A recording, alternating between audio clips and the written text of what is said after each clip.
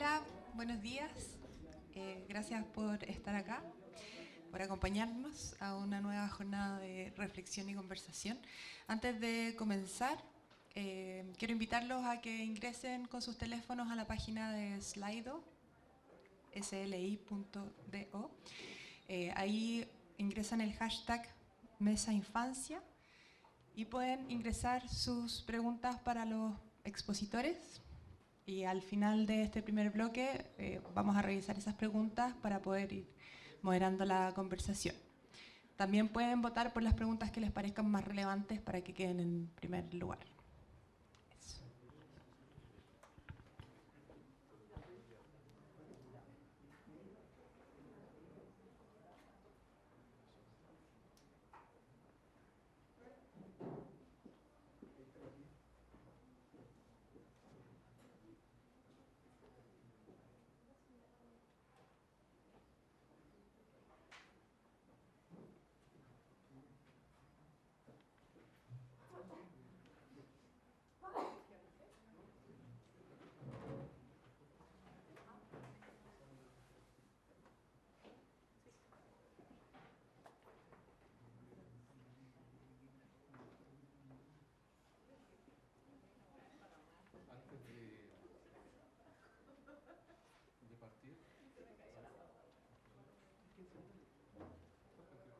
Eso. Antes de comenzar, les aviso que hay café listo para que puedan participar con un café en la mano, ¿ya? Así que está ahí afuera. O sea, no afuera, sino que ahí atrás. Bien. Buenos días a todos y a todas. Les agradezco en nombre de la escuela la disponibilidad y el tiempo para venir a formar parte de esta mañana de diálogo y reflexión acerca de la infancia. Una de las preguntas que origina esta instancia, una pregunta que nos hacemos acá en la escuela, es ¿cuál podría ser nuestro aporte desde la academia a los desafíos que nuestro país tiene en relación a la infancia? Y en específico sobre los espacios habitados por niños y niñas, espacios de aprendizaje, de socialización, de juego, tanto en lo rural como en la ciudad, y con especial atención también a contextos vulnerables. Y en realidad pensamos que es mucho lo que se puede aportar. Con pequeñas acciones, ir de a poco, continuamente, equilibrando teoría y práctica, estudios aplicados, concentración de ideas que fluyan hasta fines escalonados, pues los niños y las niñas no pueden esperar, tienen un tiempo sensible donde cada año es irrepetible en su desarrollo. Debemos tener presente que el desarrollo psicomotor y socioemocional de un niño o de una niña se determina entre los 0 y los 4 años de edad. Es importante crear esa conciencia, informarnos y educarnos, pues seamos padres, tíos, amigos, hermanos, primos, cuidadores o profesores, siempre existirá la ocasión en que podremos acompañar a un niño o una niña en sus pasos iniciales que determinan su potencial cognitivo y social. Y en este sentido, el espacio físico y social con sus objetos e interacciones tienen un rol fundamental, estimulando el desarrollo en la infancia. Así podemos aportar haciendo aparecer lo estudiado y lo realizado. La inequidad en la ciudad actual lleva a recordar el concepto de ciudad ideal. Pienso en las definiciones de Platón y Aristóteles. El primero la define como aquel lugar donde los habitantes pueden ser felices y amigos. Y Aristóteles dice aquel lugar donde se pueda tener una vida feliz y buena. Ambos coinciden en la felicidad como lo esencial del ideal de ciudad. Y la clave de dicha felicidad es la equidad. La palabra infancia proviene del latín infantia, que quiere decir el que no habla o no se expresa. De allí que era la edad clásicamente de 0 a 7 años, que el niño requería de un cuidado y de un acompañamiento. Y en eso radica la equidad hacia la infancia. Y una gran tarea es hacer todo lo posible para no crear abandonos, sobre todo en la primera infancia, y todo lo que se haga en términos de políticas debiese llegar a eso. En lo próximo y lo breve también, pues 5 años marcan una diferencia grande. Y esos 5 años lo puede llevar al niño o no a la felicidad. Y nuestro aporte es estudiar y construir un espacio para ello.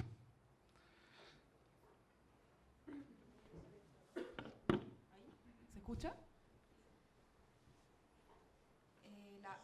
La motivación inicial para realizar esta mesa fue la de integrar un espacio de conversación en que se presenten experiencias alojadas en diferentes investigaciones, proyectos que nos resultan próximos en esta preocupación o ocupación que creemos compartir con nuestros invitados. Esta ocupación por la relación entre infancia, espacio y aprendizaje, que fue planteada para la mesa de manera amplia, de manera que todos, cada uno, pudiera tirar alguna hebra de su propio trabajo para tejer o hilar algo aquí en esta mesa en conjunto. Tejer o hilar nos parece hoy día una tarea fundamental de la academia, en la búsqueda y en la persistencia del estudio como investigadores y también como docentes. El intercambio de experiencias, eventual como puede ser el de este encuentro, pero también en otras modalidades que generan cruces periódicos o permanentes, lo vemos como uno de los aportes centrales de la universidad que ella debe impulsar y sostener en el tiempo. Asimismo, generar cruces entre teorías y prácticas que contribuyen a este tejido. Como se anunciaba en la invitación, hemos realizado en esta mesa hemos planteado un momento colectivo para preguntarnos ampliamente por la relación entre espacio, aprendizaje e infancia, general, como suspendiendo por un momento el cerco teórico que puede existir entre educación formal e informal, o entre el cerco físico que existe, de hecho, entre el edificio escolar y la ciudad, o incluso el distingo aparentemente funcional que puede existir entre el aula y el patio. Levantamos temporalmente estas demarcaciones para poner en el foco de la discusión el aprender siendo niño y las implicancias del espacio como participante de ese proceso. De ahí que entre las presentaciones que van a ver a continuación encontraremos experiencias vinculadas a ambientes del aprendizaje, proyectados expresamente para ello, dentro de un recinto educativo, por ejemplo, o también en el espacio público donde transcurre la vida urbana de nuestros niños. Esto con el objetivo de abrir reflexiones y puntos de contacto entre las perspectivas que pueden tener diversas disciplinas y que abarcan miradas teóricas y prácticas. Entonces, como dije, vamos a ver presentaciones que son breves, de 10 minutos. Esto lo pensamos en el sentido de reunir varios expositores con varios puntos de vista forjados desde su experiencia, pero al mismo tiempo para privilegiar posteriormente un tiempo para conversación y preguntas. Es por eso que son breves. Vamos a tener 6 expositores, una primera parte con 3 y otra segunda con 3. Entre medio café, que ya anunció Rodrigo, está ahí disponible para acompañar las preguntas. Entonces, nuestros primeros, no sé si quieren pasar los 3 al tiro o pasan de uno. No, pasamos de uno y al final los 3 a las preguntas. Ya, entonces nuestro primer expositor es Juan Carlos Geldes.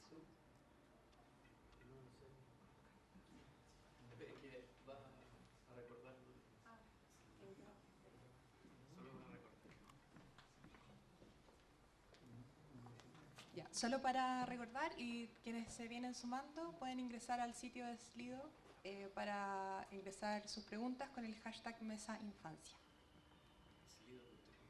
No, Sli.do.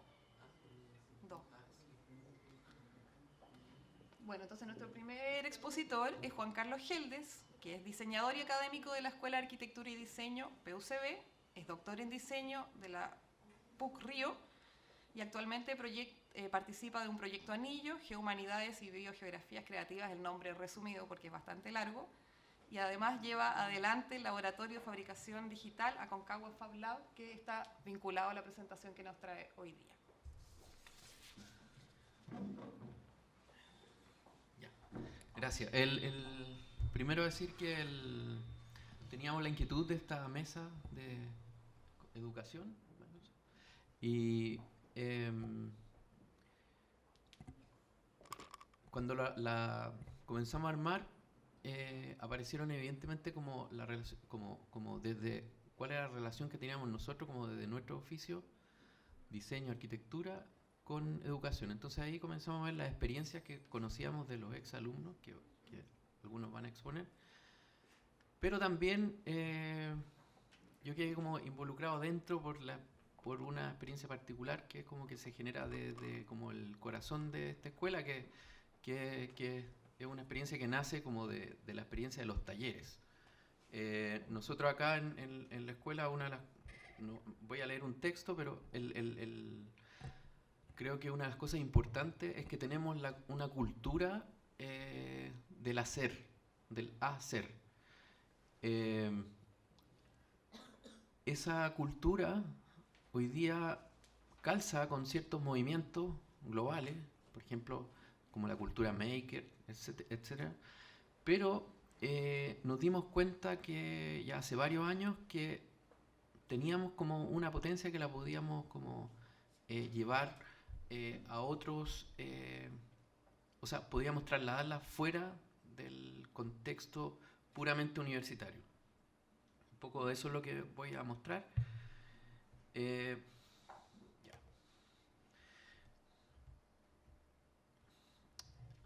En esta oportunidad vamos a mostrar, o mostramos, la experiencia que hemos realizado con el Aconcagua Fab Lab. Hablaré de su sentido y a la vez se mostrarán imágenes que resumen nuestra actividad, al menos durante este año. Esta experiencia la enfocamos como una acción universitaria convivencial, pública y directa, y a baja escala en el territorio. Si bien comenzamos con la práctica de esta iniciativa en el 2015, desde hace 3 años nos hemos concentrado en trabajar principalmente con escuelas básicas y liceos del sistema de educación pública. Más que operar en base a problemas, nos movemos tras un propósito buscando abrir el interés de las personas, niños y jóvenes, por aprender, bajo la premisa de pensar haciendo o reflexión en acción. Realizamos actividades de creación mediante aprendizaje por experiencia y en el ejercicio de la construcción colectiva de artilugios, materiales que cobran sentido en el puro acontecimiento de su invención. Como tratamos con distintos niveles de escolaridad, esto implica que hemos de desarrollar actividades en diversos niveles también de complejidad. Este año, esta iniciativa, la del laboratorio móvil, la hemos inscrito en una, podríamos decir, nueva aventura. Participamos de un programa de investigación asociativa de CONICYT, el proyecto Anillos, que el nombre resumido es BioGeoArt. Así hemos podido trabajar transdisciplinariamente y como equipo de diseñadores nos hemos integrado con equipos de geógrafos, trabajadores sociales y biólogos. Esto nos ha permitido una mirada amplia en temas de biopolítica, territorio y naturaleza. Hemos experimentado con un equipo de titulantes de diseño en temas de biomateriales, biomímesis y formas en la naturaleza. Una de las premisas que nos empuja en esta relación de lo universitario y la comunidad es enseñando, aprendo. Con esto, nuestros alumnos universitarios aprenden en la experiencia del vínculo con las comunidades, colocando en el centro el asunto del desarrollo cognitivo integrado en la realidad presente. El dispositivo en particular es un laboratorio de fabricación digital móvil montado sobre un vehículo que porta estaciones de trabajo. Estas son máquinas CNC, router, láser, cortadoras láser, impresoras 3D, escáner y computadores. Al llevar esto a las escuelas, se cumple la idea del despliegue del aula. El despliegue es abrir y al mismo tiempo extender la acción universitaria a una dimensión pública para construir el lugar tras recrear el presente de la actividad social y su relación con la construcción del conocimiento.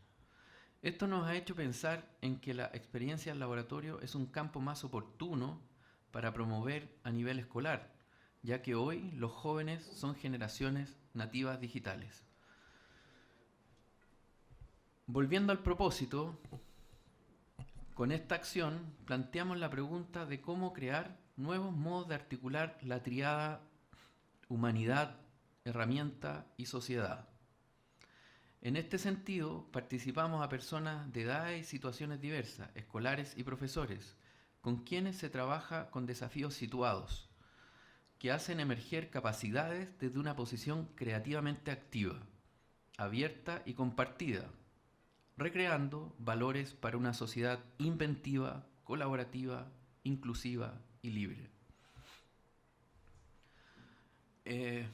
Más allá de la tecnología, la tendencia a solo usar tecnología, sobre todo a ahorrar tiempo utilizando las herramientas solo para evitar ciertas operaciones manuales y reemplazarlas por operaciones mecanizadas, muchas veces trasladando literalmente formas de fabricación análogas a procesos tecnologizados sin cuestionar la herramienta. Para nosotros ha sido importante mostrar la autosuficiencia y experimentar la fruición, o sea, el goce del puro hacer, en la transformación de la materia y el despliegue de habilidades técnicas. En esto también nos encontramos con el juego del pensar haciendo, aprender haciendo, como en la propuesta de enseñanza de John Dewey. Con esto nos encontramos con una lógica del caso personal, pero el diseño es una disciplina, pensándolo desde nuestra disciplina, que implica la búsqueda de propósito, entendido como intervenir una realidad llevándole a un estado de situación a otra. Un método que se soporta en un contexto filosófico con un trasfondo sensible a la libertad creativa. Su peso está en otro lado de la humanidad, donde es el propósito filosófico amplio lo que cambia el centro de su quehacer y a su vez aparecer un otro camino para recrear el mundo. En el laboratorio también se ha trabajado en entender el valor de una comunidad creativa colaborativa, constituida por un grupo de individuos que comparten entre sí la recreación de valores. Esto nos ha conducido a pensar en la necesidad de colaborar y relevar y construir grupos autoorganizados, en el cual todos los integrantes comparten el propósito de reforzar el tejido social y mejorar la calidad de vida a través del fomento de actividades locales y el mejoramiento de los métodos de producción.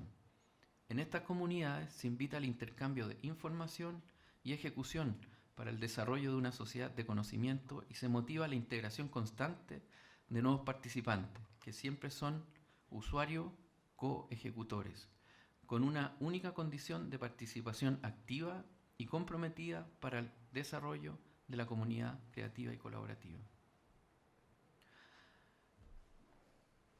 Se entiende igualmente que son muy importantes las relaciones colaborativas de confianza mutua en pro de objetivos comunes para una mayor calidad de vida como un camino más expedito para lograr los propósitos sociales.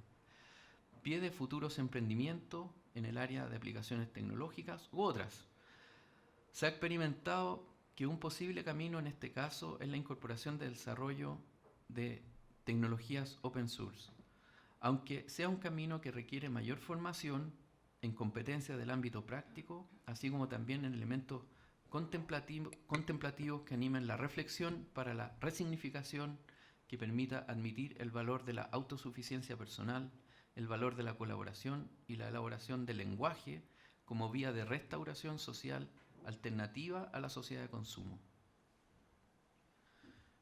Se piensa que una versión de comunidad es una entidad productiva basada en la innovación y la restauración de acción en asentamientos urbanos y rurales con culturas locales consolidadas, contribuyendo a la superación de la pobreza, acceso, generando una economía basada en la producción de bienes y procesos para la producción de esto, pero sobre todo consciente.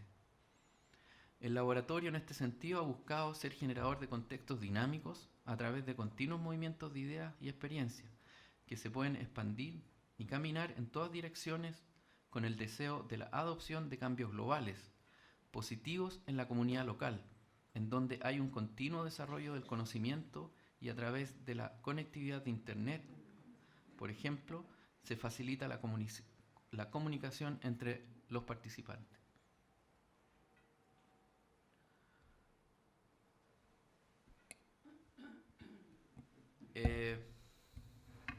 Bueno, después va a haber como tiempo de mesa, pero brevemente decir que si bien hay un dispositivo mayor que es el laboratorio, luego en lo que hemos estado centrados principalmente este año es a desarrollar talleres muy específicos en distintos niveles de formación, o dedicados a distintos niveles de formación. Entonces ahí podemos ver que hay algunos que son como más prefabricados, por decir, que es como para generar la sola experiencia, por ejemplo, de armar en los niños menores, armar un objeto, pero desde los cuales, independiente de la cantidad de operaciones que cada persona hace, lo interesante que hemos experimentado es que se releva la condición de autor. Y aún así, en los talleres más complejos que hemos tenido, donde se incorpora computación y electrónica,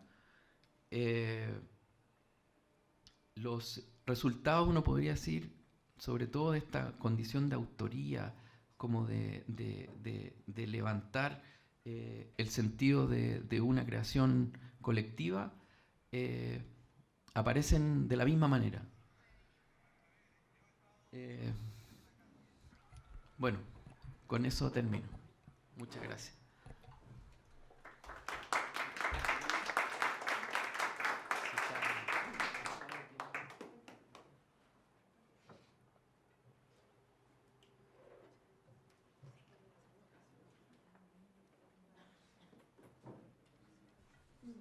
Invitamos entonces a pasar a la mesa a Silvia Redón. Es de formación inicial educadora de párvulos y varios títulos, entre los cuales está sus estudios de doctorado en evaluación y mejora de educación en España. Es académica de la Escuela de Pedagogía PUCB y al mismo tiempo es investigadora del Centro de Investigación Inclusiva.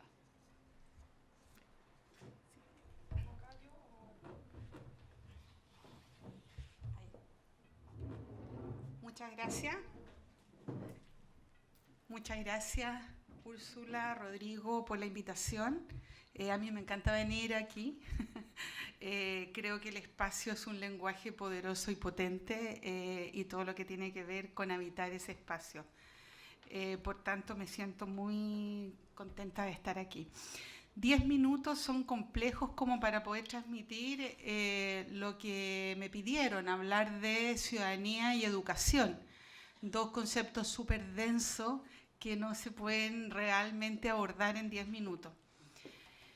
Y por tanto, voy a intentar en 10 minutos, ¿tú me avisas, Rodrigo? También por eso no traje un apoyo en PowerPoint, porque en realidad era complejo poder sintetizar aquello. Sin embargo, me di un orden para compartir con ustedes de algunos conceptos clave, es decir, de qué estamos hablando cuando hablamos de educación y de qué estamos hablando cuando hablamos de ciudadanía y qué correlato hay entre ciudadanía y educación e infancia en términos de justicia, justicia social, justicia cognitiva. Me dio mucho gusto aprender y escuchar la presentación previa que tiene que ver también no solo con la justicia cognitiva, sino que con la justicia ecológica y la justicia cognitiva y la justicia afectiva. Bueno, ¿qué estamos entendiendo por educación? Por ahí escuché que hablaban de educación formal, no formal, a lo mejor todos lo sabemos. Solamente quiero enfatizar algunos elementos que no solo en el discurso público se invisibilizan, sino que también a nivel universitario y a nivel escolar en general. La educación se plantea y se asienta en 3 grandes pilares, y yo agrego un cuarto que ya lo voy a desarrollar. 1, se pregunta quién es este sujeto y a dónde quiere llegar este sujeto. Es decir, quién es este sujeto, su dimensión antropológica, filosófica, psicológica, biológica. ¿Quién es este sujeto que entra a la escuela y a dónde queremos que llegue este sujeto?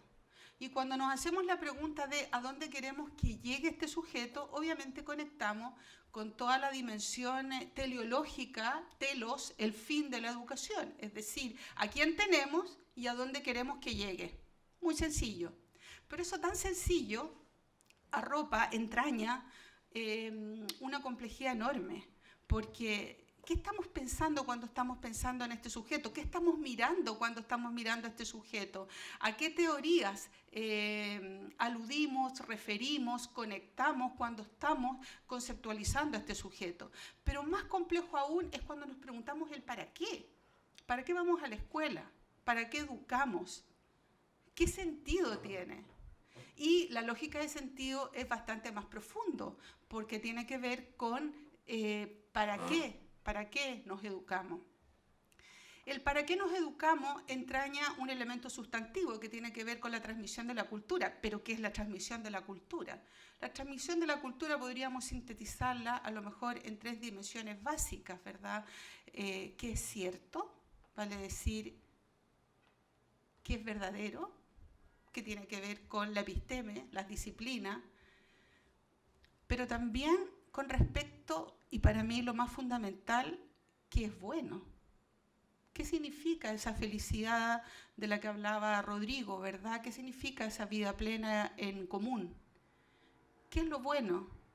Y ahí entramos a una dimensión bastante más compleja que hoy está en explosión, que es la vida ética política, es decir, ¿qué nos hace felices a todos? ¿Y qué entendemos por felicidad? ¿Individual, colectiva? ¿Somos todos felices o uno es feliz individualmente? ¿Se puede ser feliz individualmente? Y ahí conectamos con modelos, ¿verdad? Modelos políticos, económicos, éticos. Por lo tanto, es una pregunta compleja. ¿Para qué?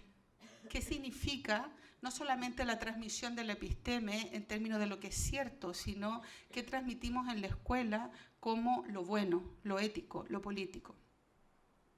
Pero hay un tercer elemento que también es fundamental que tiene que ver con ustedes, que es lo estético, la transmisión de lo bello. ¿Qué es lo bello? El arte.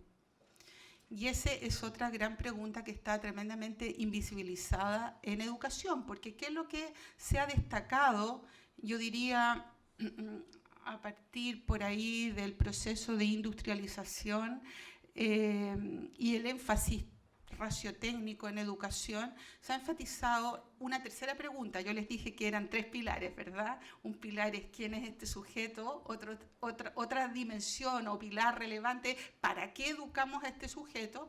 Pero lo que se ha acentuado en educación habitualmente es el cómo le enseñamos y cómo aprende este sujeto, que conecta con una dimensión bastante más técnica de lo que implica medir, de lo que implica organizar, de lo que implica seleccionar. Y eso es lo que se ha enfatizado, deshumanizando lo que significa educar y reduciéndolo a un elemento bastante simplificado que es el aprendizaje. El aprendizaje es un elemento dentro de este macro proceso denso y profundo que tiene que ver con el proceso educativo, que implica preguntarse qué sociedad queremos, qué sujeto queremos en esa sociedad, qué tipo de sociedad, qué episteme, y en esa qué episteme, qué adhesión hacemos al mundo occidental y a nuestros pueblos originarios, porque en ese conocimiento verdadero solamente opera como patrón y como modelo la cultura del hombre blanco occidental. Y digo hombre blanco porque ahí también es importante las corrientes feministas que obviamente quedaron por grandes décadas invisibilizadas en la construcción del conocimiento. Un cuarto elemento que es fundamental para entender el proceso educativo tiene que ver con a quien educamos, ¿verdad? Un elemento para qué, segundo elemento cómo, tercer elemento que tiene que ver con la dimensión más técnica, pero hay un cuarto que tiene que ver con el espacio. El espacio como lenguaje potente, pero no solamente el espacio como en una dimensión material y física, sino que también el espacio como dimensiones inmateriales, como por ejemplo el tiempo. ¿En qué espacio educamos? ¿En qué trama biográfica? ¿En qué tiempo? ¿En qué marco? ¿En qué contexto? Y obviamente en qué dimensión estructural y edilicia, también como lenguaje potente. Y eso también se suele olvidar. Habitualmente tenemos planes, programas, tenemos indicaciones ministeriales homogéneas, olvidando que tenemos una escuela en la ruralidad, una escuela en la dimensión urbana, olvidando que tenemos una escuela en Lo Barnechea llamada Nido de Águila, pero también tenemos otra escuela que reúne a los primeros quintiles y tenemos otra escuela que reúne a niños que han pasado por el Sename y tenemos otra escuela, es decir, el olvido de la diferencia, el olvido de la particularidad como potencia y no necesariamente una homogeneidad que es irreal, que no existe. Bueno, estoy dando ideas sin trabajarlas y sin desarrollarlas, solamente como para generar un mapa en la discusión. Pero sí, no sé cuánto llevo, Rodrigo. 8 minutos. Hoy me quedan 2 para lo más importante. Pero, ¿por qué podríamos nosotros decir que ciudadanía y educación son un binomio inseparable? Porque cuando yo me pregunto ¿para qué educo? Estoy preguntándome por el sentido de lo humano y de lo humano en el común, en la sociedad. Y preguntarse por el sentido, que es el corazón del proceso educativo, es lo político, es decir, a qué sujeto y en qué sociedad entraña un principio ético-político. Por lo tanto, ciudadanía y educación son equivalentes. Todo hecho educativo es un hecho político y todo hecho educativo es un hecho político porque no existe un proceso educativo que no se pregunte y no se cuestiona acerca de qué sujeto y en qué sociedad nosotros queremos educar y educarlo para qué. No hay distinción entre lo político y lo educativo. Ahora, claro, hay que distinguir lo político de la política. Hay que distinguir el llamado de la ministra, ¿verdad?, al adoctrinamiento. ¿Qué estamos entendiendo por proselitismo, adoctrinamiento, partidismo? Claro, una idea vinculada a un poder específico que tiene que ver con un partido específico, con una ideología específica. Pero lo que hoy estamos viviendo en nuestro país no tiene que ver con los partidos políticos, tiene que ver con una demanda social masiva y poderosa respecto de en qué sociedad queremos vivir y cómo queremos vivir en esa sociedad. Y eso es profundamente educativo, no es ni proselitismo, ni adoctrinamiento, ni tampoco. Y lo que hoy se ha dicho en los medios de comunicación refleja una ignorancia supina, porque nuestros niños y nuestras niñas, que no alcanzo a desarrollar ninguna de las ideas de justicia cognitiva o afectiva o ecológica, nuestros niños y nuestras niñas no están en el vacío, están en contextos concretos, forman parte de un itinerario vital, son biografía, son espacio político, espacio físico, obviamente, pero también espacio afectivo, espacio biográfico, en que todo lo que pasa a su alrededor los constituye. Y por tanto es imposible que la escuela se desprenda de aquello que lo constituye, que es la vida misma. Y por tanto, bueno, no sé cuánto me queda como para ir cerrando. Ya estoy. Y por tanto, pensar en una escuela que es una escuela ciudad, en una escuela que junto a nuestros pueblos originarios, me tocó trabajar mucho con el pueblo Coya y también con el pueblo Rapa Nui para indagar en lo político en esos pueblos. Ellos no entienden la escuela como la hemos heredado de Occidente, no entienden la escuela fragmentada, la escuela organizada de forma artificial en edades que no ayudan al aprendizaje. Es decir, lo que ustedes están haciendo aquí en arquitectura obviamente refleja el ideal educativo. Aprendemos todo, aprendemos en diferentes etapas, nos colaboramos, aprendemos desde un común, aprendemos desde la ciudad, porque la escuela es la potencia de la ciudad y porque la escuela se debe constituir como una práctica instituyente del común y de la ciudad. Si no, no vamos a aprender, si no, no va a tener sentido la educación, y si no, obviamente vamos a tener un destino complejo, especialmente con ese otro que no necesariamente se llama ciudad, común, colectivo, otras generaciones, sino ese otro relevante que se llama naturaleza.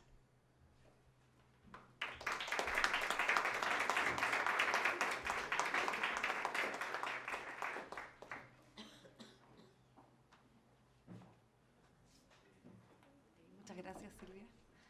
Nuestra siguiente presentación es de Piera Medina, que pasa a la mesa. Piera es arquitecta de esta escuela de arquitectura y magíster en desarrollo urbano de la PUC. Es fundadora de la Fundación Escala Común, un núcleo de estudios y proyectos sobre la infancia y la ciudad. Ha desarrollado durante los últimos 7 años diversos talleres de arquitectura y urbanismo para niños y adolescentes, con participación ciudadana, infantil y también proyectos de investigación. Es también cofundadora del Centro de Estudios Territoriales Raíz. Bien. Acá. Bueno, hola, un gusto estar aquí en casa. La verdad es que también en 10 minutos es súper difícil plantear como lo que hemos estado realizando y distintas reflexiones, así que lo que hice finalmente fue como hacer un compendio de reflexiones finales y sobre todo de la necesidad de plantear la urgencia de incluir a la infancia en el desarrollo de los distintos espacios públicos y las ciudades. Más que la presentación de un proyecto en particular, hoy día les quiero compartir esa síntesis de los resultados de la experiencia, que nos permita situarnos en el contexto país que estamos atravesando hoy día. Hoy nos encontramos en un contexto de debate y reflexión en torno a cómo las ciudades integran y defienden la calidad de vida de las personas. Y frente a ello considero que es muy pertinente establecer el marco en el cual se inserta la problemática de la infancia en la ciudad. Durante las últimas décadas ha ocurrido una diversa cantidad de transformaciones que afectan tanto la materialidad de los espacios como el tejido social. Y esto se ha generado debido a distintos impactos de la reforma neoliberal a nivel global y particularmente en las ciudades chilenas que han visto representadas estas transformaciones de forma mucho más evidente. Esto se ha profundizado a través de la introducción de las distintas tecnologías de comunicación e información, políticas de liberación económica y de regulación de la apertura externa de los mercados, que ha tenido una incidencia directa en el modo en que hacemos la ciudad. Esto en combinación a un conjunto de situaciones que ha permitido el quiebre y deslocalización del tejido original y modos de funcionamiento de las ciudades, que ha redefinido el modo de generar los distintos espacios urbanos, tanto como de imaginar y percibir el espacio que entendemos como ciudadanos.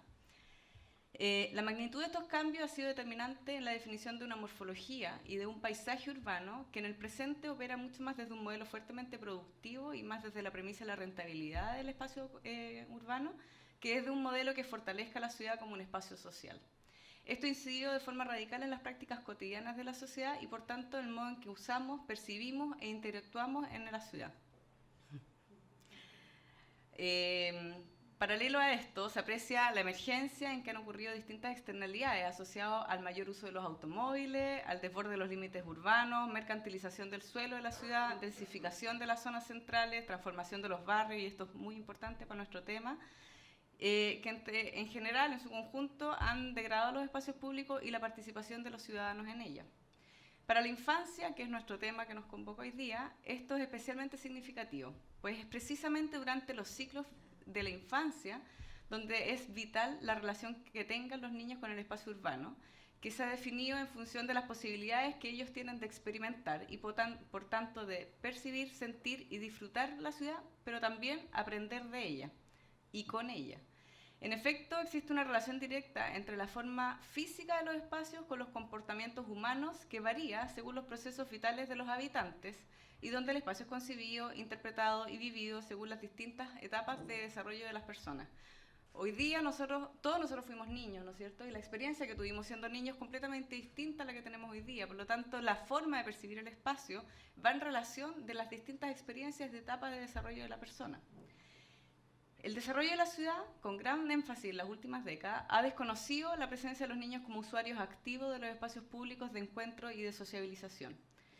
Más bien es posible determinar que la sociedad ha entendido y consensuado sin reparos que la ciudad se ha vuelto un elemento peligroso, inhóspito y no apto para que los niños habiten en ella o la usen. No obstante, es importante entender que nos enfrentamos a un escenario en que más del 43% de la población infantil entre 0 y 18 años habita en las zonas urbanas. Y según las cifras de la ONU Habitat, se estima que para más o menos el 2030, cerca del 60% de la población urbana por debajo de los 18 años habitarán ciudades. Esto en Chile tiene hoy día una connotación súper particular, porque del 25% de la población chilena total corresponde a los niños, por lo tanto más o menos un cuarto de la población, de los cuales 88% vive en zonas urbanas. Esto es fundamental para establecer las bases desde donde nosotros nos posicionamos, porque independiente del crecimiento poblacional que pareciera ir en decrecimiento y las políticas apuntan a esa lógica, la realidad de la mayoría de los niños, niñas y adolescentes es y será urbana. Y por lo tanto las relaciones, experiencias y limitaciones estarán sujetas a la manera en que se comience a integrar o no a este grupo en el modo en que se llevan a cabo las políticas públicas y la planificación territorial. La invisibilización de la infancia como grupo ciudadano, y aquí tomo lo que decía Silvia recién sobre el concepto de la ciudadanía, en el fondo de nuestra posición como actores sociales de una ciudad, ha generado un repliegue progresivo de los niños en la escena urbana que ha sido aceptado por la sociedad casi sin resistencia. Cada vez vemos a menos niños presentes en la ciudad, jugando en ella y accediendo a los distintos espacios cotidianos, como por ejemplo ir a comprar el pan, que antes pareciera ser muy recurrente en nuestras memorias, ¿no es cierto? Hoy día, el imaginario de los niños haciendo uso de los espacios públicos podría estar más vinculado a la imagen de los niños jugando en las plazas y parques, que al niño caminando al colegio solo, comprando en un almacén o andando en bici por la ciudad. Esta forma de ver al niño como que lo único que fuera de su interés o destinado para él en la ciudad fueran los juegos en las plazas y parques, ha definido un modo de operar en el modo que hacemos la ciudad e incluimos a este grupo etario en ella.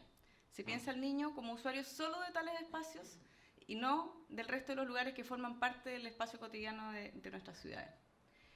La poca presencia y participación de los niños en la ciudad, en términos generales, desde la participación de las prácticas cotidianas, así como también de la participación efectiva de su potencial ciudadano que ellos puedan ejercer, tiene grandes implicancias para la calidad de vida urbana de todos nosotros. Hacernos cargos de ello implica a la vez mirar con otros lentes las distintas relaciones que existen entre la infancia y la ciudad. Esto se ha visto desarrollado en distintos estudios donde se ha estudiado que la participación infantil en los pocos espacios donde existe como una actividad ciudadana es considerado un acto simbólico y no vinculante, y la opinión que los niños tengan sobre su entorno urbano no es considerada válida o relevante para la definición de políticas públicas de desarrollo territorial. Es más, vemos como en distintas participaciones ciudadanas a los niños se les utiliza más como desde la foto, como los niños participaron acá, más que en la traducción efectiva de los distintos resultados que son levantados a partir de la percepción y evaluación que los niños tienen de la ciudad y el entorno que habitan. Al juntar estas tres variables, que es la invisibilización de las necesidades de los niños, niñas y adolescentes en el espacio público, la progresiva desaparición de este grupo social y su repliegue hacia espacios individualizados, y eso también abre un abanico grande de investigación sobre, efectivamente, ¿es el espacio privado y la casa el lugar más seguro para el niño? Podríamos también hablar sobre temas de habitabilidad y cómo el niño habita en un espacio que es primordialmente pensado para el adulto. Y la percepción de que su participación es completamente irrelevante para la sociedad, irrelevante desde la perspectiva que no son vinculantes sus distintas connotaciones sobre la ciudad, sino que son más bien actos simbólicos de liberación simbólica, valga la redundancia. Se establece un escenario en el cual la participación y la incidencia ciudadana que los niños puedan tener sobre los procesos urbanos van quedando al margen. Frente a esto, es importante hacer más que nada como un repaso, o sea, sobre las políticas y las normas que nosotros nos rigen en el fondo al momento de desarrollar el territorio, porque una vez que nosotros entendemos que es importante introducir a los niños, también nos topamos con ciertos reglamentos desde los cuales opera nuestra profesión, que son la Política Nacional de Desarrollo Urbano, que establece un gran marco desde el cual nosotros nos movemos, con 5 grandes ejes, ¿no es cierto? Pero cuando uno mira en profundidad estos distintos ejes, te das cuenta que el niño no es prácticamente no mencionado en ninguna de las distintas lineamientos, objetivos estratégicos y objetivos que aborda el cumplimiento de la política en el territorio. Más bien aparecen en ámbitos que tienen que ver sobre la cercanía de los establecimientos educacionales a las viviendas, como una forma de establecer si el barrio es o no un barrio vulnerable, o bien desde la identidad y patrimonio, donde es considerado desde la perspectiva de la educación de las distintas culturas y la identidad. Pero no se plantea que el niño, como agente activo al momento de hablar de las personas, tiene un rol importante en el modo en que nosotros desarrollamos o no las ciudades. Esto claramente tiene una bajada directa a lo que es la Ley General de Urbanismo y Construcciones y la Ordenanza General de Urbanismo y Construcciones, donde efectivamente no existen normativas donde se establezca una diferenciación en cuanto a los estándares de diseño de las ciudades, que es fundamental porque finalmente nosotros operamos a lógicas de estándares súper adultocentristas, donde están pensadas desde una corporalidad adulta, masculina, varón, en edad productiva, pero no desde las diversidades de géneros, edades y cuerpos que habitan la ciudad. Y nosotros como arquitectos, urbanistas y distintas sociólogos, personas que tenemos incidencia en el desarrollo de la ciudad, claramente que tenemos una necesidad y también una obligación de poder incluir los distintos cuerpos que habitan la ciudad. Yo aquí miro nomás y veo que somos todos distintos. Y todos nosotros fuimos niños, y como decía Rodrigo, los niños no son futuros adultos, tal como establece la Convención de los Derechos del Niño, sino que son ciudadanos en su presente al momento de nacer, y al ser ciudadano también tiene un rol en la forma en que participa en la ciudad. Entonces, ¿por qué hablar de bienestar infantil cuando hablamos de la ciudad? Cito a Heidegger, que lo plantea desde una forma muy particular, que dice, poéticamente habita el hombre. Y es que la importancia que tiene la dimensión espacial en el desarrollo de la infancia y de las personas en general es clave para entender los vínculos que establecemos desde las edades, desde etapas muy tempranas respecto a nuestra identidad y el entorno que nos rodea. La existencia del hombre surge a partir del habitar. Y es posible entonces pensar que desde nuestro nacimiento habitamos, o incluso antes, cuando el cuerpo es gestado en el vientre materno, comienza la experiencia de habitar. Y la ciudad, por definición, es un espacio de encuentro e intercambio social. Por lo tanto, es el lugar donde los cuerpos se unen y se vinculan en un lugar donde todos pertenecemos. La pertinencia en el diseño de estos espacios públicos que congregan las prácticas ciudadanas de sus habitantes, en este caso los niños, es fundamental para crear ciudades con mayor arraigo y apego espacial, pero sobre todo crear entornos que apunten a un mejoramiento de la calidad de vida y la experiencia de todos quienes habitamos en ella. Por eso, nosotros en los estudios que hemos realizado ponemos énfasis en que el modo de hacer ciudad y cómo esto afecta directamente el valor de la vida de la calle de los niños es fundamental para replantearnos el cómo estamos diseñando y pensando y hablando, reflexionando sobre el espacio colectivo. Y porque en la ciudad, en la calle, la vida que tiene la calle, hoy día hablar de que el niño esté en la calle pareciera ser algo negativo, ¿no es cierto? Cuando en nuestra infancia era algo tremendamente positivo, porque era el lugar donde nos encontrábamos, donde teníamos vida de barrio, donde nos generábamos distintas relaciones sociales fuera del espacio escolar, fuera del espacio cotidiano de la familia, sino que es en el espacio donde todos confluimos. Es de un aprendizaje tan valioso que solo es posible adquirir en esa experiencia que es vívida, única e irrepetible, que es la experiencia urbana. Desde esta perspectiva, nosotros reflexionamos sobre la ciudad, que es entendida como un cuerpo que es colectivo, y lo reflexionamos porque lo hemos recogido también a través de los distintos trabajos con niños. Y eso es súper importante, porque también el reconocer la voz de los niños nos permite también entender de que no es la mirada de nosotros adultos hacia cómo ellos deben usar la ciudad, sino que ellos tienen una voz muy palpable y muy clara de cómo se entiende la ciudad y cómo ellos se sienten restringidos de ella. Para cerrar, que estoy en el tiempo, Existe un mutuo beneficio entre la ciudad y el bienestar infantil, en tanto la presencia de los niños en el espacio permite incorporar medidas que respondan a los distintos actores que están en el espacio público y por lo tanto anticipa distintas soluciones integrales que permitiría tener una mayor gestión de los recursos públicos y de soluciones inclusivas para todos. Pensando en la contingencia actual, creo que es fundamental. En efecto, los niños y adolescentes juegan un rol que es fundamental en el desafío de las ciudades más equitativas, inclusivas y sustentables, y son considerados un indicador de calidad, seguridad y cohesión del espacio en cuestión, ya que la interacción que ellos puedan tener en el espacio asegura como el reflejo de la confianza depositada por todos nosotros como padres, vecinos y la sociedad. La participación infantil en procesos de producción de la ciudad asegura la legitimización de sus derechos como ciudadanos activos. Y esto es fundamental porque no solamente pueden aportar desde el mayor desarrollo de proyectos pertinentes e inclusivos, sino que a la vez también desarrolla habilidades educativas y ciudadanas sociales que son fundamentales para que el niño se vincule con el entorno y visibilice su rol en el desarrollo de las ciudades. Es imperativo, por tanto, ampliar el registro de los actores que habitan la ciudad, incluyendo actores que son históricamente invisibilizados como los niños, que permitan incluir nuevas percepciones y perspectivas diversas sobre el cómo hacer ciudades más inclusivas y ciudades más amigables y a escala humana, que no solamente les afecta a ellos, sino que nos influye a todos nosotros en nuestro quehacer, sobre todo las personas de tercera edad, personas vulnerables. O sea, el niño aborda un espectro mucho más amplio de lo que nosotros como adultos, en nuestra experiencia individualizada, somos capaces de generar. Hablar de infancia en la ciudad debe ser capaz de superar el imaginario y el espectro adultocentrista que implica asociar a los niños solamente dentro de las plazas y los parques. Los niños tienen el derecho a usar la ciudad en todas las formas posibles en que nosotros podemos hacerlo también. Por ello, asumir a los niños como parámetro al momento de pensar la ciudad es también una invitación a entenderla desde una perspectiva que es más local, donde lo próximo cobra sentido, las relaciones sociales se van fortaleciendo y el espacio pasa a ser un aporte en la calidad de vida de los niños, la familia y la sociedad en su conjunto.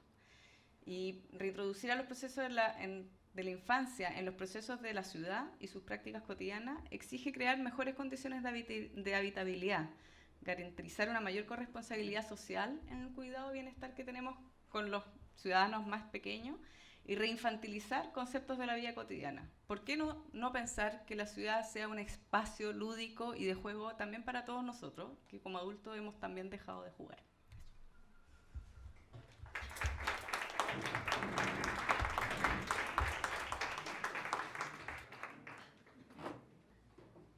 Recuerdo que hay café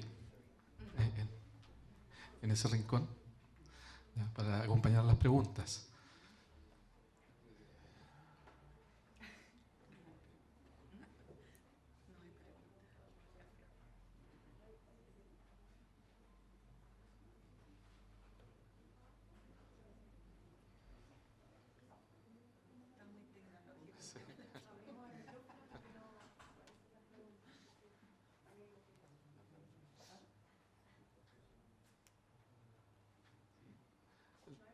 Ya.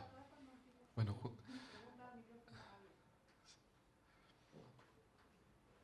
sí, junto con agradecer a Juan Carlos, Piera y Silvia, abrimos las preguntas en forma de micrófono porque el sistema no está funcionando, parece, pero no aparecen preguntas por la aplicación, pero damos la palabra a la audiencia. Hola. Bueno, principalmente mi pregunta va orientada a... Bueno, tenemos como toda esta información que ustedes han dado, que es desde lo teórico, y de qué manera, bueno, Aconcagua Fab Lab como que lo hace más como desde la práctica, pero en realidad como todos estos lineamientos los podemos llevar a las metodologías participativas con los niños en un ambiente como más ciudadano, como no tan individualista, pensando también en lo que decías tú, Piera, del adultocentrismo. ¿Cómo podríamos como unir todos estos lineamientos de ciudad-educación y bajarlas a la participación con los niños principalmente?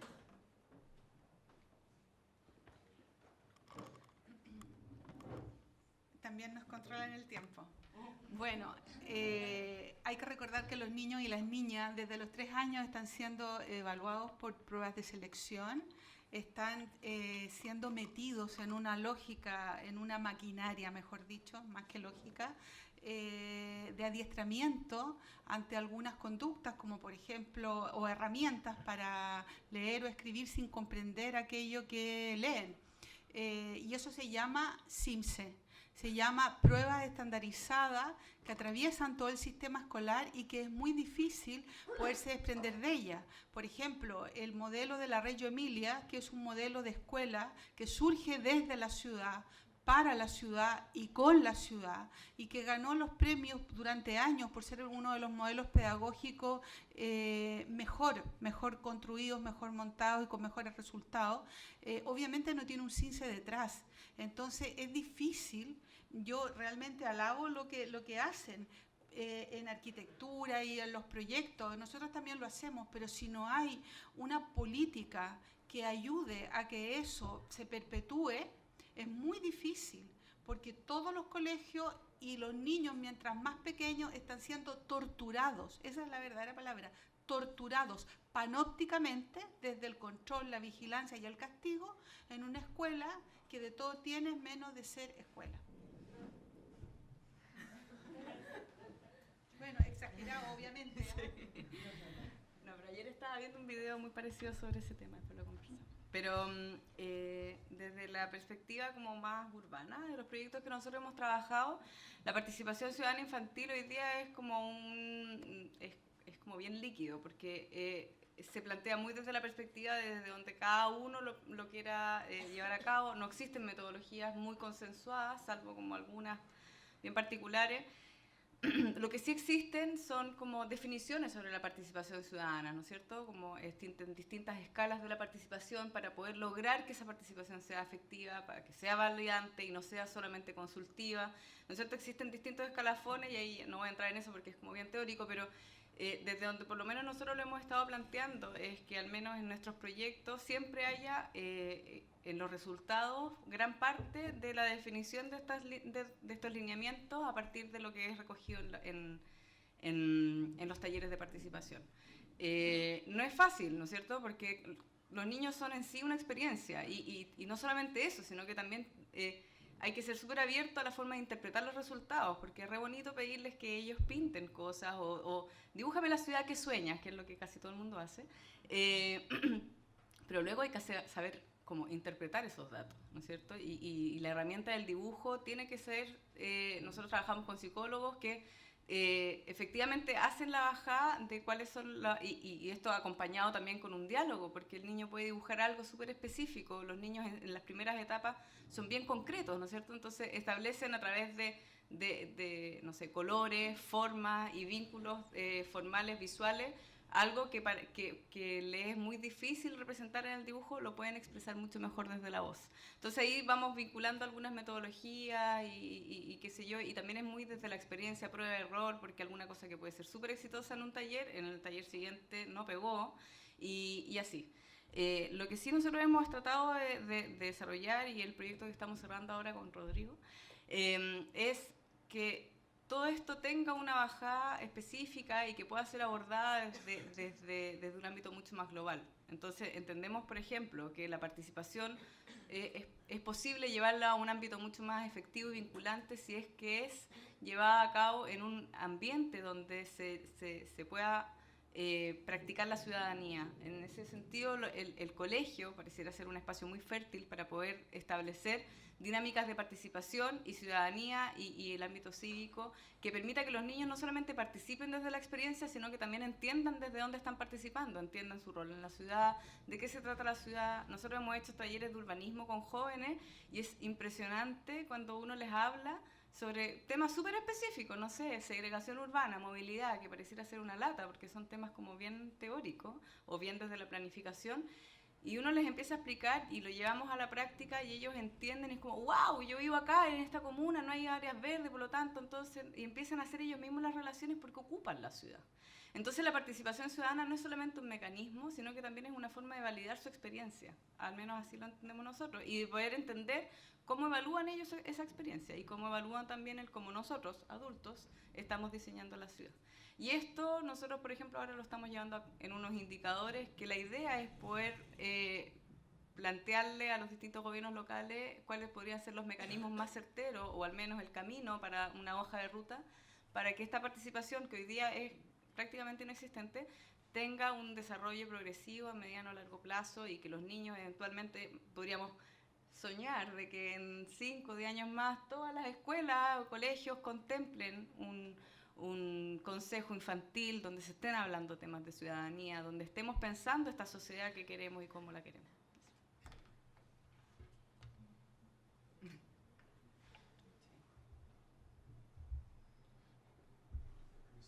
¿Se ofrece la palabra?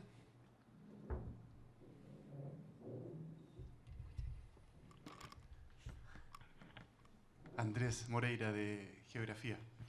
Ayer o anteayer estuvimos en la escuela de Peñuelas. No sé si el director estaba invitado a este evento, pero de nuevo tiene emergencia por los incendios, así que desafortunadamente está en permanente riesgo. Y hay casos en los cuales lo que describe Silvia es la norma, lo común, pero también hay casos emblemáticos y muy esperanzadores de escuelas que efectivamente están diseñando, vislumbrando un horizonte posible. Esta es una escuela pública, todavía en un ambiente rural, en la cual los niños van sin uniforme. Se define como una escuela abierta a la comunidad. Es tan importante la escuela para enseñar, a estas alturas enseñar deberíamos usarlo entre comillas, como para atender a las necesidades de la comunidad. Se realizan talleres, se realizan consejos de padres, actividades los fines de semana, y en ese sentido hay una posibilidad para la escuela, sobre todo en el ámbito rural.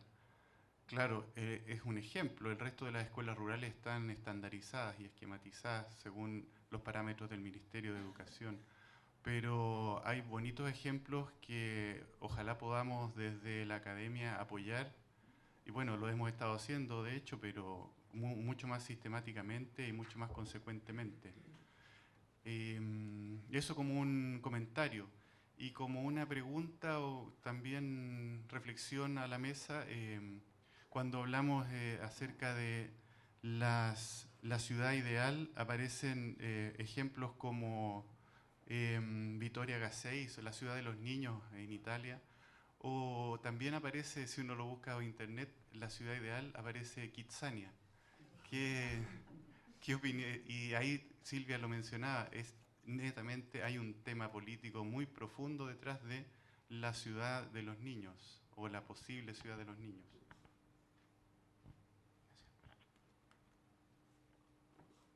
Bueno, sí, compartimos totalmente. Ahora, por esas cosas de la vida, me toca ser presidenta del Comité de los Servicios Locales de Educación para la Nueva Educación Pública.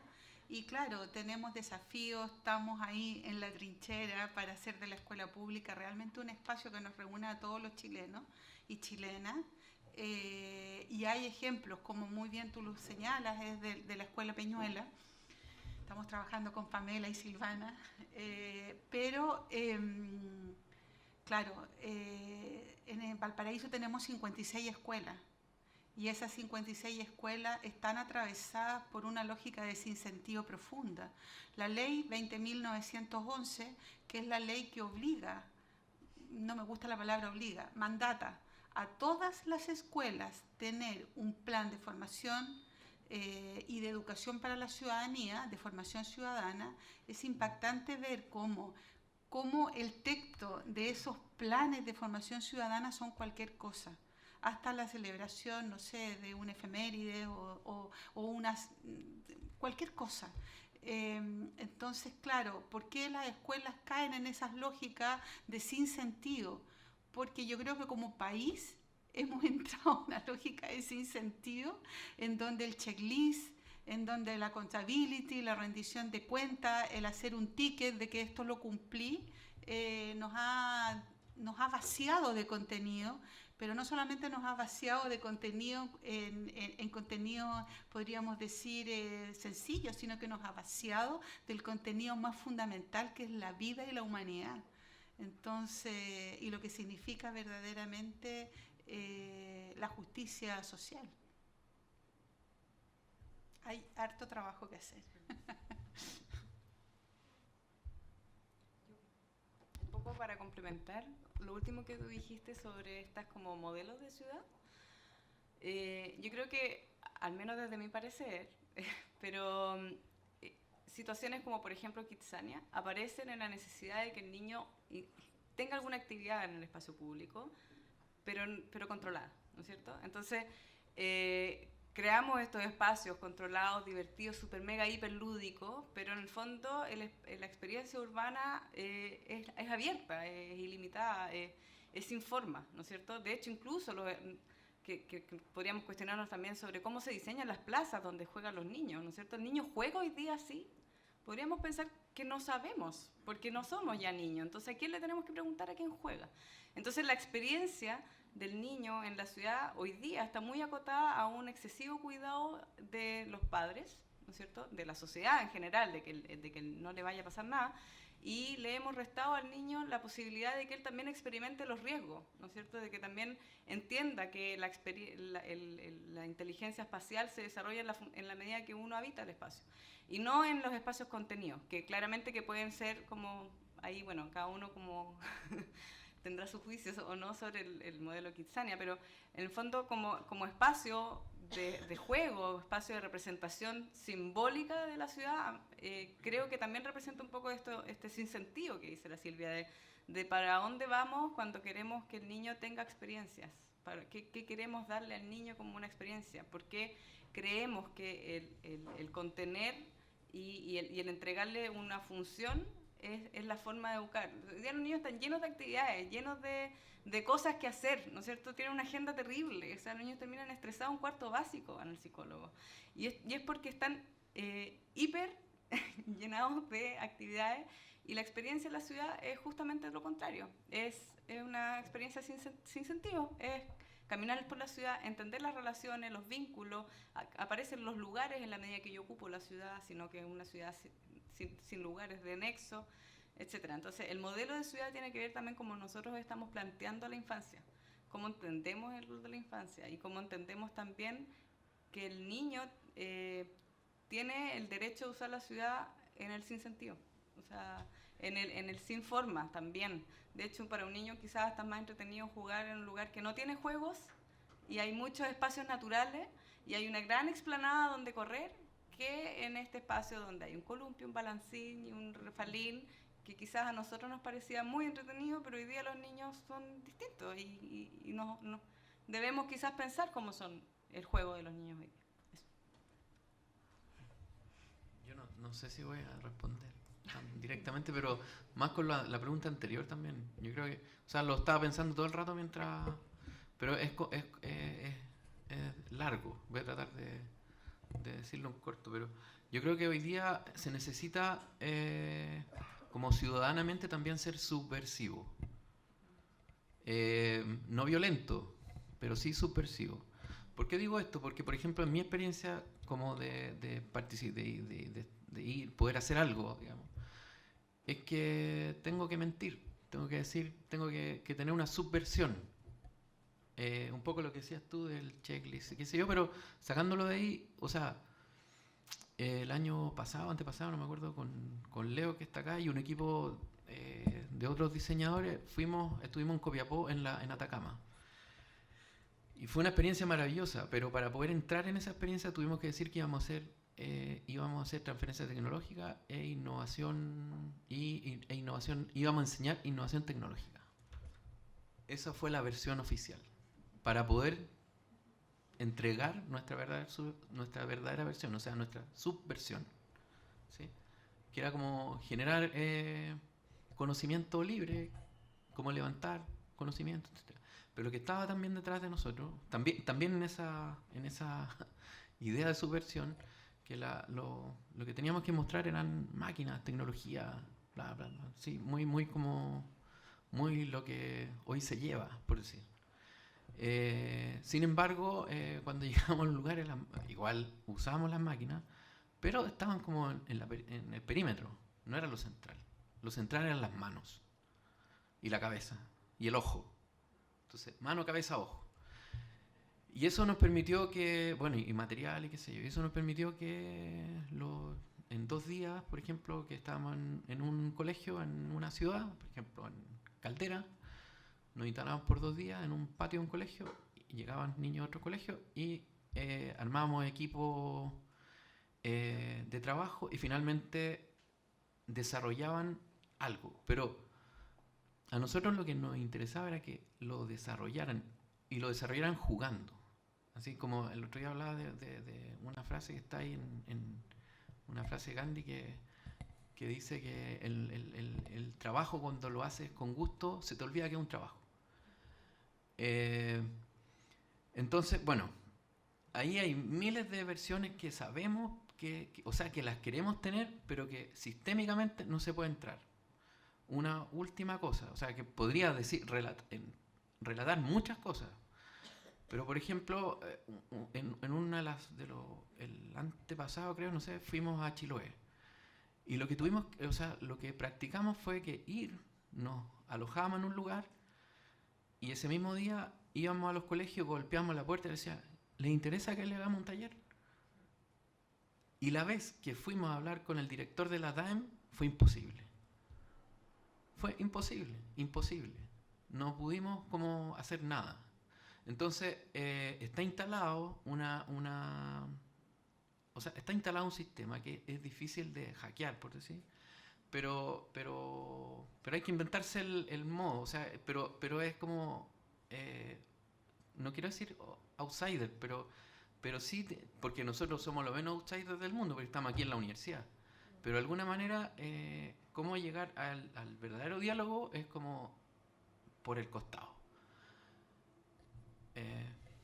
Y dije que era lo último, pero es que hay otro punto que es súper importante, que tiene que ver con las formas, y la belleza. Por ejemplo, cada uno de los ejercicios que ahí aparecían en el video son semanas de creación para que efectivamente se produzca lo que nosotros queremos que se produzca. Eso vamos a decir que es una creación compleja. Y por otro lado, como que el punto de la belleza, porque a los niños les gusta lo bello, pues así como les gusta la comida rica, sabrosa, o sea, como casi dulce, también les gusta lo bello. Quizás son muchos elogios por el día, pero Leo, que diseñó el camión, yo miro cada vez, o sea, siempre estoy mirando las reacciones, y es súper divertido cuando vas por el camión y un niño en la calle y lo ve pasar y queda mirando como que si fuera una nave espacial. Y de repente, cuando estamos en la escuela y están las puertas abiertas, qué sé yo, los cabros chicos lo primero que hacen es querer subirse y te empiezan a gritar, tío, ¿qué es esto? ¿Una nave espacial? ¿Qué es lo que es? Claro, ahí ¿cómo se llama? Huizinga dice que, claro, los niños con las cosas físicas no necesariamente ven lo que para uno es, sino que ven lo que ellos quieren imaginar que eso sea. Y eso es como uno de los principios, creo yo, del aprendizaje en la infancia. Así entonces, hay que tener como esas consideraciones, pero eso no es una casualidad, eso es una construcción para ir a estos espacios. Perdón, fui un poco largo. Se me quedó algo en el tintero. Cuando tú aludes al tema de qué ciudad ideal, sin duda comparto el adentrarnos en el niño y la niña. De hecho, hay no sé si conocen un proyecto japonés de un jardín infantil redondo, porque de observar a los niños se dio cuenta que los niños corren en redondo, los niños no corren en línea recta. Entonces, eso surgió únicamente por la observación de cómo corren los niños, crear un centro escolar redondo, porque los niños corren, o generar espacios en redondo. Pero además de ello, yo creo que es importante también, como arquitectos y arquitectas, recobrar la sabiduría de nuestros pueblos originarios, porque creo que el relato de Occidente se agotó, no solamente como relato de lo que es la polis y la democracia, totalmente resquebrajada por el tema del poder y la representatividad. Creo que es necesario volver a la sabiduría. Esto no quiere decir una lógica de purista, ¿me entiendes? No creo en eso. Somos híbridos, todos somos híbridos. Pero sí en esa hibridación cultural recobrar algo que hemos sepultado, que es la sabiduría de los pueblos originarios. Yo trabajé con un yatiri del pueblo Coya, que luego fue un tesoro vivo, y realmente él me explicaba cómo era la escuela en el pueblo Coya. Y bueno, sería importante escribir eso que relata el pueblo Coya, porque en realidad lo desconocemos y son nuestras raíces.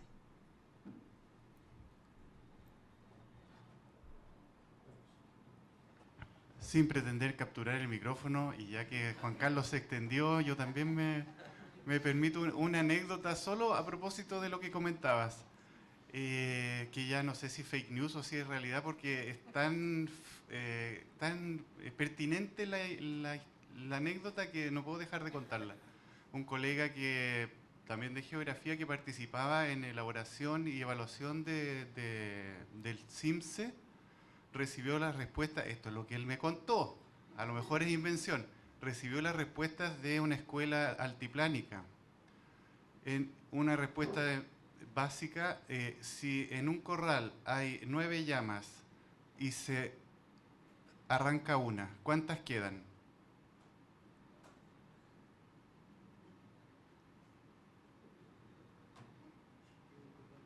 Lo lógico sería decir 8, obvio, en una prueba sin CIMSE para el cuarto básico. Pero no es lógico. La respuesta correcta era, no queda ninguna, porque si se sale una, se salen todas. Porque las otras siguen a la que se salió. Entonces no tiene sentido eso de la prueba CIMSE. Bueno, eso era una pequeña anécdota solamente para dejarlos reflexionando.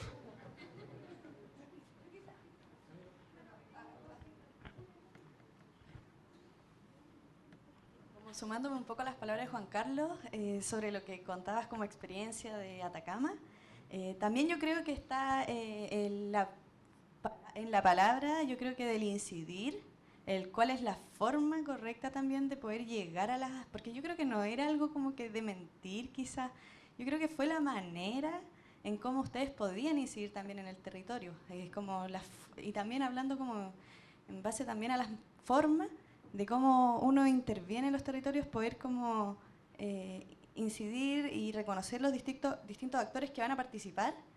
Es también que nos preguntamos siempre cómo hacer llegar la información, la bajada de información. Y nunca nos preguntamos que siempre tenemos que bajar la información, bajar desde la política hacia abajo y que llegue a los niños, y por qué no subir la información. En ese sentido, como si estamos hablando de la niñez, que son personas que son sujetos de derecho, y estamos hablando de que, claro, que uno siempre las piensa como, no, son personas que a futuro van a ser adultos, que vamos a pensarlos en un futuro como personas que van a ser parte de la ciudad. ¿Por qué no también participar desde abajo hacia arriba, incidiendo también en ese sentido, como desde lo micro a lo macro? Ese es un pequeño aporte. ¿Aló? Voy a hacer un comentario sobre eso que dices, que me parece muy pertinente. Sobre todo hoy día que se está discutiendo, por ejemplo, si los niños de 16 años pueden votar, ¿no es cierto? Claro, tienen responsabilidades, por lo tanto también tienen derecho. Y en ese sentido también, un poco tomando esto de la subida para arriba, yo creo que es súper importante como plantearse nosotros como que somos externos a los niños. O sea, nosotros no somos niños, ya lo fuimos, ya nos tocó, y lo que a nosotros nos toca es ser el articulador, en el fondo, de sus demandas, de sus necesidades latentes, ¿no es cierto?, de sus formas de pensar el espacio, y ser los garantes de hacer de que esto efectivamente se traduzca en un algo. Yo creo que nuestro rol como técnico, profesional, educador, finalmente es ese, es guiar ese proceso y llegar a ellos desde el no saber, porque es impresionante la cantidad de cosas que ellos pueden decir desde su experiencia que uno realmente no sabe, y cómo ellos establecen vínculos que uno cree que no son capaces de establecer, porque también uno inconscientemente, a pesar de que esté muy infantilizado, también como que confía poco en sus capacidades. Está muy metido en la cabeza de la sociedad en general, de que como que lo infantil es como algo como de juego, como que sin importancia, y no. Es súper importante llegar desde el no saber y permitirles a ellos también crear su propia experiencia. Y un poco también tomando lo que decía Juan Carlos, efectivamente uno como que miente, porque lo que uno cuando plantea un proyecto, lo plantea desde una área muy técnica, ¿no es cierto? Pero la bajada no puede ser técnica con los niños. Pues, imagínate, hoy día vamos a hablar de espacio cotidiano y movilidad. ¿Cachai? No. Entonces uno tiene que hacer la traducción para hablar, tratar en lo posible de hablar su lenguaje y hacer las bajadas correspondientes para que ellos también entiendan de qué hablamos y poder dialogar desde ahí. Y es desde ese piso que empezamos a dialogar, o sea, de ahí para arriba, ¿no es cierto? Nosotros estos trabajos que hicimos con los talleres de urbanismo, les pedíamos a ellos, después de esta gran reflexión latera de la movilidad y qué sé yo, segregación urbana, que ellos nos plantearan una problemática y una solución. Y era muy impresionante como todos ellos nos decían, nunca me habían pedido a mí en el colegio que pensara una solución a un problema. Y al principio así, súper, ¿cómo lo hago? Y claro, pues ellos son habitantes de la ciudad también, ellos reconocen los problemas, ellos entienden perfectamente lo que está pasando y lo que no pasa. Y darles esa oportunidad a ellos de poder decir, bueno, yo creo que así podríamos hacer las cosas, es un ámbito tremendamente educativo. Y desde ahí el vínculo con la ciudadanía, la educación y el cómo habitamos, porque efectivamente ellos tienen pocos espacios para decir lo que ellos realmente quieren, piensan o creen que podría ser bueno o malo en una ciudad. Bueno, vamos a agradecer primero a los expositores con un aplauso. La conversación aparecen varios puntos interesantes y algunos, sé que hay más preguntas ahí que podemos hilar tal vez con las preguntas del segundo bloque. Les agradecemos, especialmente a Silvia, que sabemos que se tiene que retirar, pero que le agradecemos que se haya dado el tiempo de venir a pesar de los compromisos posteriores, y hacemos entonces cambio de expositores a la segundo bloque. ¿Cómo? Sí, por eso agradecemos la voluntad de participar con el compromiso. Sí, minuto para pararse, tomar café, pero seguimos con las otras exposiciones.